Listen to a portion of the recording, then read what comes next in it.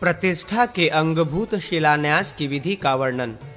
भगवान शिव कहते हैं, स्कंद, अब मैं संक्षेप से और क्रमशः प्रतिष्ठा का वर्णन करूंगा। पीठ शक्ति है और लिंग शिव, इन दोनों पीठ और लिंग अथवा शक्ति और शिव के योग में शिव संबंधी मंत्रों द्वारा प्रतिष्ठा की विधि संपादित होती है। प्रतिष्ठा के प्रतिष्ठा आदि 5 भेद हैं। उनका स्वरूप तुम्हें बता रहा हूं। जहां ब्रह्मशिला का योग हो वहां विशेष रूप से की हुई स्थापना प्रतिष्ठा कही गई है। पीठ पर ही यथा योग्य जो अर्चा विग्रह को पधराया जाता है उसे स्थापन कहते हैं। प्रतिष्ठा ब्रह्मशिला से भिन्न के स्थापना को स्थिर स्थापना कहते हैं। लिंग के आधार पूर्वक जो स्थापना होती है उसे उत्थापन कहा गया है। जिस प्रतिष्ठा में लिंग को आरोपित करके विद्वानों द्वारा उसका संस्कार किया जाता है उसकी आस्थापन संज्ञा है। ये शिव प्रतिष्ठा के 5 भेद हैं। आस्थापन और उत्थान भेद से विष्णु आदि की प्रतिष्ठा 2 प्रकार की मानी गई है। इन सभी प्रतिष्ठाओं में चैतन्य स्वरूप परमशिव का नियोजन करें। पद्भवा आदि भेद से प्रासादों में भी 5 प्रकार की प्रतिष्ठा बताई गई है। प्रासाद की इच्छा से पृथ्वी की परीक्षा करें। जहाँ की मिट्टी का रंग श्वेत हो और घी की सुगंध आती हो वो भूमि ब्राह्मण के लिए उत्तम बताई गई है। इसी तरह क्रमशः क्षत्रिय के लिए लाल तथा रक्त की सी गंध वाली मिट्टी, वैश्य के लिए पीली और सुगंध युक्त मिट्टी वाली तथा शूद्र के लिए काली एवं सुराखी सी गंध वाली मिट्टी से युक्त भूमि श्रेष्ठ कही गई है। पूर्व, ईशान, उत्तर अथवा सबोर नीची और मध्य में ऊंची भूमि प्रशस्त मानी गई है। 1 हाथ गहराई तक खोद कर निकाली हुई मिट्टी यदि फिर उस गड्ढे में डाली जाने पर अधिक हो जाती है तो वहां की भूमि को उत्तम समझें अथवा जल आदि से उसकी परीक्षा करें। हड्डी और कोयले आदि से दूषित भूमि का खोदने, वहां गौओं को ठहराने अथवा बारंबार जोतने आदि के द्वारा अच्छी तरह शोधन करें। नगर, ग्राम, दुर्ग, गृह और प्रासाद का निर्माण कराने के लिए उक्त प्रकार से भूमि शोधन आवश्यक है। मंडल में द्वार पूजा से लेकर मंत्रण पर्यंत संपूर्ण कर्म का संपादन करने के विधि पूर्वक घोरास्त सहस्त्रयाग करें। बराबर करके लिपी हुई भूमि पर दिशाओं का साधन करें।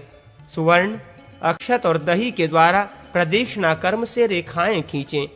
मध्य भाग में ईशान कोष्ठ में स्थित भरे हुए कलश में शिव का पूजन करें। फिर वास्तु की पूजा करके उस कलश के जल से कुदाल आदि को सींचे।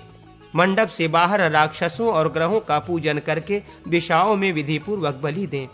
कलश में पूजा करके लग्न आने पर अग्निकोणवर्ती कोष्ठ में पहले जिसका अभिषेक किया गया था उस मधुलिप्त कुदाल से धरती खुदवावें और मिट्टी को नैऋत्य कोण में फेंकें। खोदे गए गड्ढे में कलश का जल गिरा दें। फिर भूमि का अभिषेक करा के कुदाल आदि को नहलाकर उसका पूजन करें। तत्पश्चात दूसरे कलश को 2 वस्त्रों से आच्छादित करके ब्राह्मण के कंधे पर रखकर गाजे बाजे और वेद ध्वनि के साथ नगर की पूर्व सीमा के अंत तक जितनी दूरी तक जाना अभिष्ट हो उतनी दूर ले जाएं और वहां क्षण भर ठहरकर वहां से नगर के चारों ओर प्रदक्षिणा कर्म से चलते हुए ईशान कोण तक उस कलश को घुमावें। साथ ही सीमांत चिन्हों का अभिषेक करता रहे। इस प्रकार रुद्र कलश को नगर के चारों ओर घुमाकर भूमि का परिग्रह करें। इस क्रिया को अर्धदान कहा गया है। तदनंतर शल्य दोष का निवारण करने के लिए भूमि को उतनी गहराई तक खुदवावें जिससे कंकड़, पत्थर अथवा पानी दिखाई देने लगे। अथवा यदि शल्य, हड्डी आदि का ज्ञान हो जाए तो उसे विधि पूर्वक खुदवाकर निकाल दें।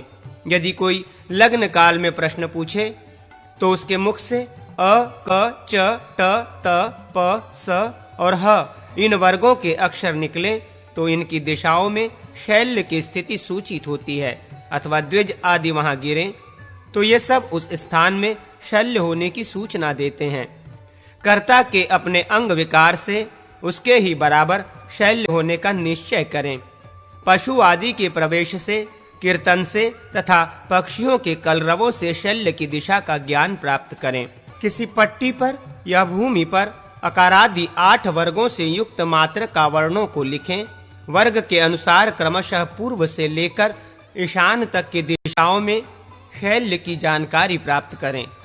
अ वर्ग में पूर्व दिशा की ओर लोहा होने का अनुमान करें। क वर्ग में अग्निकोण की ओर कोयला जाने। च वर्ग में दक्षिण दिशा की ओर भस्म तथा ट वर्ग में नैऋत्य कोण की ओर अस्थि का होना समझे। त वर्ग में पश्चिम दिशा की ओर ईंट। प वर्ग में वायव्य कोण की ओर खोपड़ी। य वर्ग में उत्तर दिशा की ओर मुर्दे और कीड़े आदि और स वर्ग में ईशान कोण की ओर लोहे का होना बतावे। इसी प्रकार ह वर्ग में चांदी होने का अनुमान करे। श वर्ग युक्त दिग्भाग से उसी दिशा में अन्य अनर्थकारी वस्तुओं के होने का अनुमान करे। एक एक हाथ लंबे 9 शिलाखंडों का प्रोक्षण करके उन्हें 8-8 अंगुल मिट्टी के भीतर गाड़ दें। फिर वहां पानी डालकर उन पर मुंदर से आघात करें। जब वे प्रस्तर 3/4 भाग तक गड्ढे के भीतर धंस जाए, तब उस खाद को भरकर लीप पोत कर वहां भूमि को बराबर कर दें। ऐसा करवाकर गुरु सामान्य अर्ध हाथ में लिए आगे बताए जाने वाले मंडल या मंडप की ओर जाए। मंडप के द्वार पर द्वारपालों का पूजन आदर सत्कार करके पश्चिम द्वार से उसके भीतर प्रवेश करे। वहां आत्मशुद्धि आदि कुंड मंडप का संस्कार करे। कलश और वारधानी आदि का स्थापन करके लोकपालों तथा शिव का अर्चन करें। अग्नि का जनन और पूजन आदि सब कार्य पूर्ववत करें। तत्पश्चात गुरु यजमान के साथ शिलाओं के स्थान मंडप में जाए। ये शिलाएं प्रसाद लिंग के 4 पाए हैं। उनके नाम हैं क्रमशः धर्म, ज्ञान, वैराग्य और ऐश्वर्य, अधर्म, अज्ञान, अवैराग्य और अनैश्वर्य आदि। उनकी ऊंचाई 8 अंगुल की हो तो अच्छी मानी गई है। वे चौकोर हों और उनकी लंबाई 1 हाथ की हो तो इस माप से प्रस्तर की शिलाएं बनवानी चाहिए। ईंटों की शिलाओं का माप आधा होना चाहिए। प्रस्तर खंड से बने हुए प्रासाद में जो शिलाएं उपयोग में लाई जाएं अथवा ईंटों के बने हुए मंदिर में जो ईंटें लगे, उनमें से 9 शिलाएं अथवा ईंटें वज्र आदि चिन्हों से अंकित हों अथवा 5 शिलाएं कमल के चिन्हों से अंकित हों। इन अंकित शिलाओं से ही मंदिर निर्माण का कार्य आरंभ किया जाए। 5 शिलाओं के नाम इस प्रकार हैं: नंदा, भद्रा, जया, रिक्ता और पूर्णा। इन 5 के निधि कुंभ इस प्रकार हैं: पद्म, महापद्म, शंख, मकर और समुद्र। 9 शिलाओं के नाम इस प्रकार हैं: नंदा, भद्रा, जया, पूर्णा, अजिता, अपराजिता, विजया, मंगला और 9वीं शिला धरणी है। इन 9 के निधि कलश क्रमशः इस प्रकार जानने चाहिए: सुभद्र, विभद्र, सुनंद, पुष्पदंत, जय, विजय, कुंभ, पूर्व और उत्तर। प्रणवमय आसन देकर अस्त्र मंत्र से ताड़न और उल्लेखन करने के पश्चात इन सब शिलाओं को सामान्य रूप से कवच मंत्र से अवगुंठित करना चाहिए। अस्त्र मंत्र के अंत में ओम फट लगाकर उसका उच्चारण करते हुए मिट्टी, गोबर, गोमूत्र, कषाय तथा गंधयुक्त जल से मल स्नान करावें। तत्पश्चात विधि पूर्वक पंचगव्य और पंचामृत से स्नान कराना चाहिए। इसके बाद गंधयुक्त जल से स्नान कराने के अनंतर अपने नाम से अंकित मंत्र द्वारा फल रत्न, सुवर्ण तथा ग्रोश्रिंग के जल से और चंदन से शिला को चर्चित करके उसे वस्त्रों से आच्छादित करें।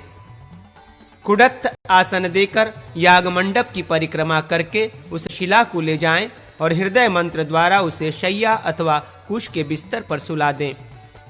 वहां पूजन करके बुद्धि से लेकर पृथ्वी पर्यंत तत्व समूहों का न्यास करने के पश्चात त्रिखंड व्यापक तत्वत्रय का उन शिलाओं में क्रमशः न्यास करें।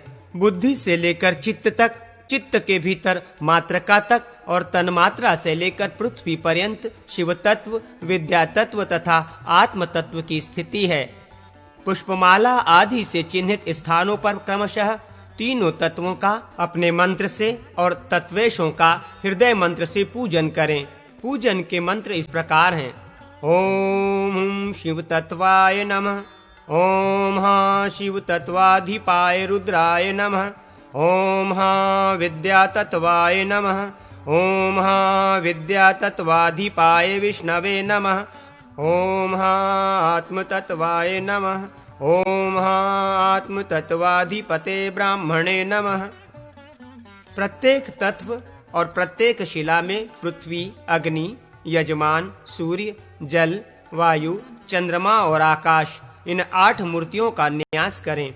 फिर क्रमशः शर्व, पशुपति, उग्र, रुद्र, भव, ईश्वर या ईशान, महादेव या भीम, इन मूर्तीश्वरों का न्यास करें। मूर्तियों तथा मूर्तीश्वरों के मंत्र इस प्रकार हैं। ओम धरामूर्ताय नमः। ओम धराधिपतये शर्वाय नमः। इसके बाद अनंत आदि लोकपालों का क्रमशः अपने मंत्रों से न्यास करें। इंद्र आदि लोकपालों के बीज आगे बताए जाने वाले क्रम से यूं जानने चाहिए। नु, रु, यूं, व्रू, श्रू, शू, श्रू, हूं, शू। ये 9 शिलाओं के पक्ष में बताया गया है। जब 5 पद की शिलाएं हों तब प्रत्येक तत्वमयी शिला में स्पर्श पूर्वक पृथ्वी आदि 5 मूर्तियों का न्यास करें। उक्त मूर्तियों के 5 मूर्तिश इस प्रकार हैं। ब्रह्मा, विष्णु, रुद्र, ईश्वर और सदाशिव, इन 5 का उक्त 5 मूर्तियों में पूर्ववत पूजन करना चाहिए। ओम पृथ्वी मूर्तये नमः। ओम पृथ्वी मूर्तधिपतये ब्राह्मणे नमः इत्यादि मंत्र पूजन के लिए जानने चाहिए। क्रमशः 5 कलशों का अपने नाम मंत्रों से पूजन करके उन्हें स्थापित करें। मध्य शिला के क्रम से विधि पूर्वक न्यास करें। विभूति, कुशा और तिलों से अस्त्र मंत्र द्वारा प्राकार की कल्पना करें। कुंडों में आधार शक्ति का न्यास और पूजन करके तत्वों, तत्वाधिपों, मूर्तियों तथा मूर्तीश्वरों का धृत आदि से तर्पण करें। तत्पश्चात ब्रह्मात्म शुद्धि के लिए मूल के अंगभूत ब्रह्म मंत्रों द्वारा क्रमशः 100 आहुतियां देकर पूर्णाहुति पर्यंत होम करने के पश्चात शांति जल से शिलाओं का प्रोक्षण पूर्वक पूजन करें। कुशाओं द्वारा स्पर्श करके प्रत्येक तत्व में क्रमशः सान्निध्य और संधान करके फिर शुद्ध न्यास करें। इस प्रकार जा जाकर 3 भागों में कर्म करें। मंत्र यूं हैं। ओम आमिं आत्म तत्व विद्या तत्वाभ्याम नमः इति। कुश के मूल आदि से क्रमशः तत्वेश आदि 3 का स्पर्श करें। इसके बाद ह्रस्व दीर्घ के प्रयोग पूर्वक तत्वानुसंधान करें। इसके लिए मंत्र यों हैं। ओम इं विद्वा तत्व शिव तत्वाभ्याम नमः। तदनंतर घी और मधु से भरे हुए पंचरत्न युक्त और पंचगव्य से अग्रभाग में अभिषिक्त 5 कलशों का, जिनके देवता पंचलोकपाल हैं, अपने मंत्रों से पूजन करके उनके निकट होम करें। फिर समस्त शिलाओं के अधिदेवताओं का ध्यान करें। वे शिला देवता विद्या स्वरूप हैं, स्नान कर चुके हैं। उनकी अंग कांति सुवर्ण के समान उद्दीप्त होती है। वे उज्ज्वल वस्त्र धारण करते हैं और समस्त आभूषणों से संपन्न हैं। न्यूनतादि दोष दूर करने के लिए तथा वास्तु भूमि की शुद्धि के लिए अस्त्र मंत्र द्वारा पूर्णाहुति पर्यंत 100 आहुतियां दें। वास्तु पूजा विधि। भगवान शिव कहते हैं, स्कंद, तदनंतर प्रासाद को आत्र सूत्रित करके वास्तुमंडल की रचना करें। समतल चौकोर क्षेत्र में 64 कोष्ठ बनवावें। कोनों में 2 वंशों का विन्यास करें। विकोर्ण गामिनी 8 रज्जुएं अंकित करें। वे द्विपद और षटपद स्थानों के रूप में विभक्त होंगी। उनमें वास्तु देवता का पूजन करें, जिसकी विधि इस प्रकार है। कुंचित केशधारी वास्तु पुरुष उत्तान सो रहा है। उसकी आकृति असुर के समान है। पूजा काल में उसके इसी स्वरूप का स्मरण करना चाहिए, परंतु दीवार आदि की नींव रखते समय उसका ध्यान यों करना चाहिए कि वो औधे मुंह पड़ा हुआ है। कोहनी से सटे हुए उसके दोनों घुटने वायव्य और अग्नि कोण में स्थित हैं, अर्थात दाहिना घुटना वायव्य कोण में और बायां घुटना अग्नि कोण में स्थित है।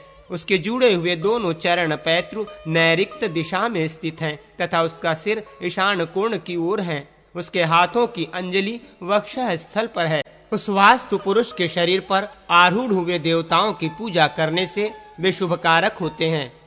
8 देवता कोणाधिपति माने गए हैं, जो 8 कोणार्धों में स्थित हैं।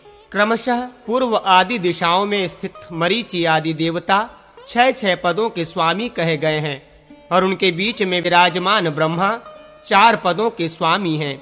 शेष देवता एक एक पद के अधिष्ठाता बताए गए हैं। समस्त नाड़ी संपात, महामर्म, कमल, फल, त्रिशूल, स्वस्ति, वज्र, महास्वस्तिक, संपुट, त्रिकटी, मणिबंध तथा सुविशुद्ध पद ये 12 मर्म स्थान हैं। वास्तु की भित्ति आदि में इन सब का पूजन करें। ईशान रुद्र को धृत और अक्षत चढ़ावे। पर्जन्य को कमल और जल अर्पित करें। जयंत को कुमकुम रंजित निर्मल पताका दें। महेंद्र को रत्न मिश्रित जल, सूर्य को धूम्रवर्ण का चंदोवा, सत्य को धृतयुग्य गेहूं तथा वृष को उड़द भात चढ़ावें। अंतरिक्ष को विमांस, विशिष्ट फल का गूदा या औषध विशेष अथवा सत्तू निवेदित करें। ये पूर्व दिशा के 8 देवता हैं। अग्निदेव को मधु, दूध और घी से भरा हुआ श्रुक अर्पित करें। पूषा को लाजा और विथत को सुवर्ण मिश्रित जल दें। ग्रहक्षत को शहद तथा यमराज को पलोदान भेंट करें। गंधर्वनाथ को गंध, भृंगराज को पक्ष जिह्वा तथा मृग को यवपर्ण जौ के पत्ते चढ़ावें। ये 8 देवता दक्षिण दिशा में पूजित होते हैं। प्रत देवता को तिल मिश्रित जल अर्पित करें। दवारिक नाम वाले देवता को वृक्ष जनित दूध और दंत धावन धेन मुद्रा के प्रदर्शन पूर्वक निवेदित करें। सुग्रीव को पुआ चढ़ावें। पुष्पदंत को कुशा अर्पित करें। वरुण को लाल कमल भेंट करें और असुर को सुरा एवं आसव चढ़ावें। शोष को घी से ओत प्रोत भात तथा पाप यक्षमा रोग को धृत मिश्रित मांड या लावा चढ़ावें। ये पश्चिम दिशा के 8 देवता कहे गए हैं। मारुत को पीले रंग का ध्वज, नाग देवता को नाग केसर, मुख्य को भक्ष पदार्थ तथा भल्लाट को छौंक बघार कर मूंग की दाल अर्पित करें। सोम को धृत मिश्रित खीर, चरक को शालूक, आदिति को लोपी तथा दिति को पूरी चढ़ावें। ये उत्तर दिशा के 8 देवता कहे गए। मध्यवर्ती ब्रह्मा जी को मोदक चढ़ावें। पूर्व दिशा में 6 पदों के उपभोक्ता मरीचक को मोदक अर्पित करें। ब्रह्मा जी से नीचे अग्निकोणवर्ती कोष्ठ में स्थित सविता देवता को लाल फूल चढ़ावें। सविता से नीचे वहीन कोणवर्ती कोष्ठ में सावित्री देवी को कुशोदक अर्पित करें। ब्रह्मा जी से दक्षिण 6 पदों के अधिष्ठाता विवस्वान को लाल चंदन चढ़ावें। ब्रह्मा जी से नैऋत्य दिशा में नीचे के कोष्ठ में इंद्र देवता के लिए हलदत अर्पित करें। इंद्र से नीचे नैऋत्य कोण में इंद्रजय के लिए मिष्ठान्न निवेदित करें। ब्रह्मा जी से पश्चिम 6 पदों में विराजमान मित्र देवता को गुड़ मिश्रित भात चढ़ावें। वायव्य कोण के नीचे के पद में रुद्र देवता को द्रक्पक अन्न अर्पित करें। रुद्र देवता से नीचे के कोष्ठ में रुद्रदास के लिए आंद्रमांस औषध विशेष निवेदित करें। तत्पश्चात उत्तरवर्ती 6 पदों के अधिष्ठाता पृथ्वीधर के निमित्त उड़द का बना नैवेद्य चढ़ावें। ईशान कोण के निम्नवर्ती पद में आपकी और उससे भी नीचे के पद में आपवत्स की विधिवत पूजा करके उन्हें क्रमशः दही और खीर अर्पित करें।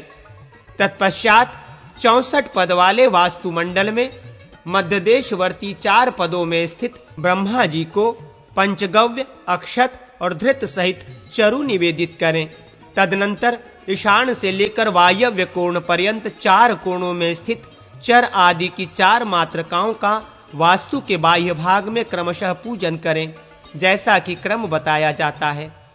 चरकी को सदृत मांस, फल का गुदा, विदारी को दही और कमल तथा पूतना को पल, वित्त एवं रुधिर अर्पित करें। पापराक्षी को अस्थि, हड्डी, मांस, पित्त तथा रक्त चढ़ावें। इसके पश्चात पूर्व दिशा में स्कंद को उड़द भात चढ़ावें। दक्षिण दिशा में अर्यमा को खिचड़ी और पुआ चढ़ावें तथा पश्चिम दिशा में जंभक को रक्तमांस अर्पित करें। उत्तर दिशा में पिलिपिच्छ को रक्तवर्ण का अन्न और पुष्प निवेदित करें अथवा संपूर्ण वास्तुमंडल का कुश, दही, अक्षत तथा जल से ही पूजन करें। घर और नगर आदि में 81 पदों से युक्त वास्तुमंडल का पूजन करना चाहिए। इस वास्तुमंडल में त्रिपद और षटपद रज्जुएं पूर्ववत बनानी चाहिए। उसमें ईश आदि देवता पदिक एक पद के अधिष्ठाता माने गए हैं। आप आदि की स्थिति में 2-2 कोष्ठों में बताई गई है।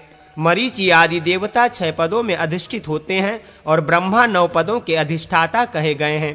नगर, ग्राम और खेत आदि में शतपथ वास्तु का भी विधान है। उसमें 2 वंश कोणगत होते हैं, वे सदा दुर्जन्य और दुर्धर कहे गए हैं। देवालयों में जैसा न्यास बताया गया है वैसा ही शतपथ वास्तु मंडल में भी विहित है।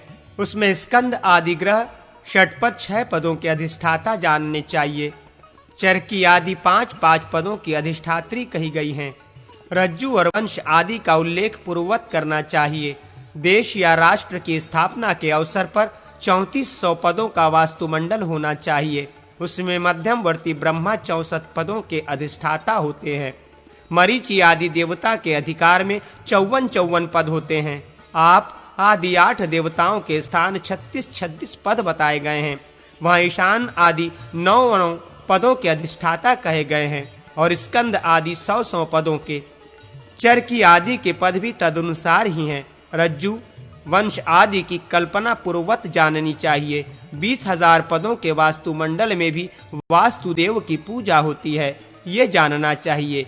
उसमें देश वास्तु की भांति 9 गुना न्यास करना चाहिए। 25 पदों का वास्तुमंडल चिता स्थापन के समय विहित है, उसकी वताल संज्ञा है।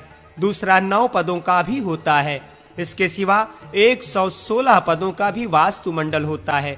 षटकोण, त्रिकोण तथा वृत्त आदि के मध्य में चौकोर वास्तुमंडल का भी विधान है। ऐसा वास्तुखात निव आदि के लिए खोदे गए गड्ढे के लिए उपयुक्त है। इसी के समान वास्तु ब्रह्मा शिलात्मक सृष्टन्यास में, शावाक के निवेश में और मूर्ति स्थापन में भी उपयोग होता है। वास्तु मंडलवर्ती समस्त देवताओं को खीर से नैवेद्य अर्पित करें। उक्त अनुक्त सभी कार्यों के लिए सामान्यतः 5 हाथ की लंबाई चौड़ाई में वास्तु मंडल बनाना चाहिए। ग्रह और प्रासाद के मान के अनुसार ही निर्मित वास्तुमंडल सर्वदा श्रेष्ठ कहा गया है।